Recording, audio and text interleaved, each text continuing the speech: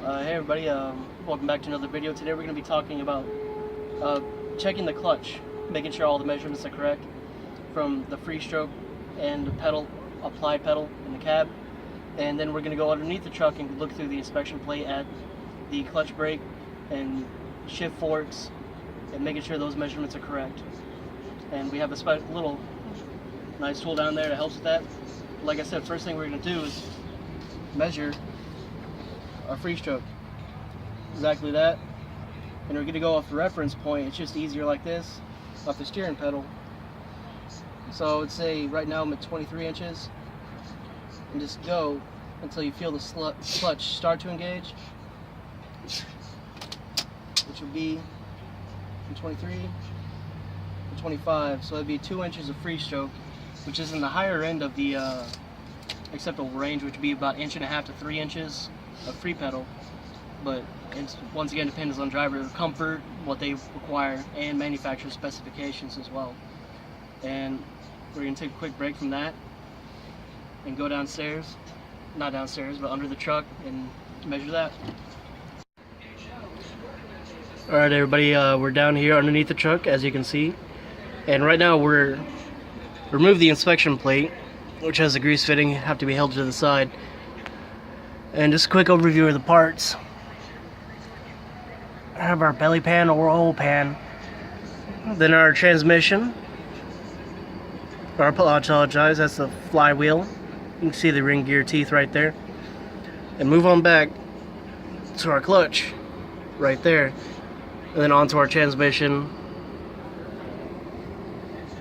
our drive shaft down to the rear end, or the differential, and then the drive wheels.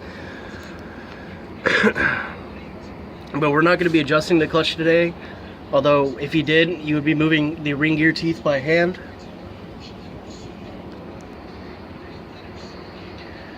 Until you reach either the adjusting nut or the wear tab, depending on what model. And it's a little hard, it's greasy down here, but you can tell this is an extended life clutch.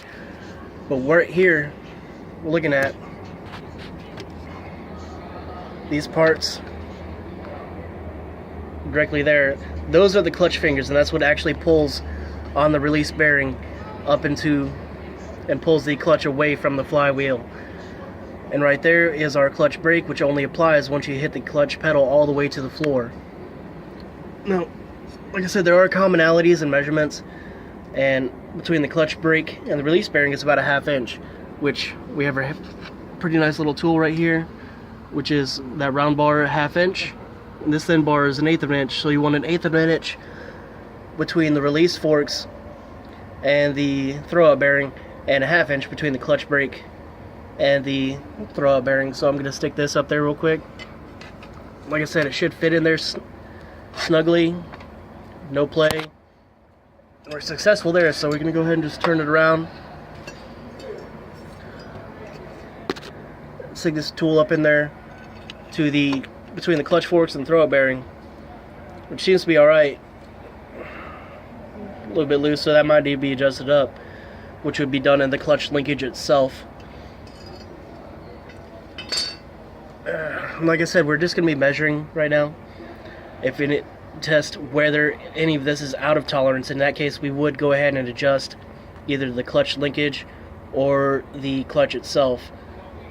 And so I'm going to have some help up top sticking the clutch, and what this is measuring is this is a 10,000th feeler gauge, and we're making sure once the clutch is fully applied that this should hold a 10,000th feeler gauge between the clutch brake and the throwout bearing. So Carlos, can you go ahead and press it? See, nice and gentle, and it is holding that feeler gauge right there. Go ahead and slowly release. And we're measuring, once it does release, the distance between the clutch pedal and the floor, which we measured this earlier, and it was about 1/2 inch, so that's within specifications. And as you can see, that's just, as he's pushed the clutch pedal down, that pushes the throwout bearing back and pulls the clutch away from the flywheel, disengaging the friction material, and that way you can take the shift gears or take the vehicle out of gear. Well, that's a quick overview, and I just wanted to say thank you for your time. Have a nice day.